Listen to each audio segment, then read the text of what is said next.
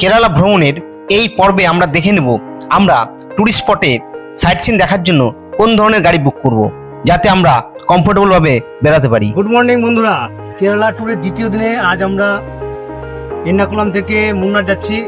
আমরা একটি 21 সিটের গাড়ি বুক করেছি, ট্রাভেলার এক্সেল উইথ এসি। এই গাড়িটা আমাদের সঙ্গে 4 দিন থাকবে এবং আমাদের বিভিন্ন স্পটে হোটেলে চেক ইন থেকে শুরু করে হোটেলের সাইট সিন সমস্তটাই দেখাবে, টোটালটাই। সব সব এনার্জি চাঙ্গা আছে, সকালবেলায় সব টিফিন হয়েছে তো? হ্যাঁ হয়েছে। তার মানে গাড়িতে পেট্রোল ঢুকে গেছে, এখন তো চলবে চাঙ্গা, অসুবিধা কিছু নয়। বন্ধুরা, আমরা তো বিভিন্ন স্পট দেখবো এবং আপনাদের একটা গাইড দেওয়ার চেষ্টা করব।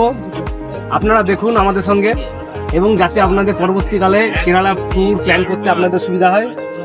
ছোটোখাটো খুঁটিনাটি সমস্তটা দেখানোর চেষ্টা করব। আপনারা চেষ্টা করবেন আপনাদের যদি টিমটা বড় হয় তাহলে এরকম একটি ট্রাভেলার এক্সেল গাড়ি নিতে, যাতে সমস্ত সিটগুলো সামনের দিকে থাকে।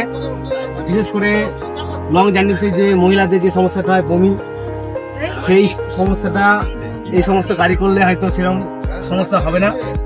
এবং আপনারা চেষ্টা করবেন সকাল সকাল একটু খাবার দাবার খেয়ে বেরোতে। অনেকে হয়তো ভমিটিং হওয়ার জন্য সকালবেলা খালি পেটে বেরোয়, তাদের কিন্তু সমস্যা আরও বেশি হয়।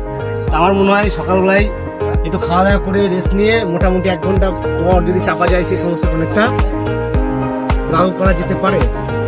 দেখ, আমার যে ভ্রমণের যে অভিজ্ঞতা সেখান থেকে বলছি, আপনারা আপনাদের মতো করতেই পারেন। তাহলে আমরা একটু ভগবানের নাম নিয়ে আমাদের যাত্রা শুরু করছি। সবাই হাত তুলে বলুন হরি বল, হরি বল, হরে কৃষ্ণ, হরে কৃষ্ণ, হরে কৃষ্ণ। যাত্রা শুভ হোক এবং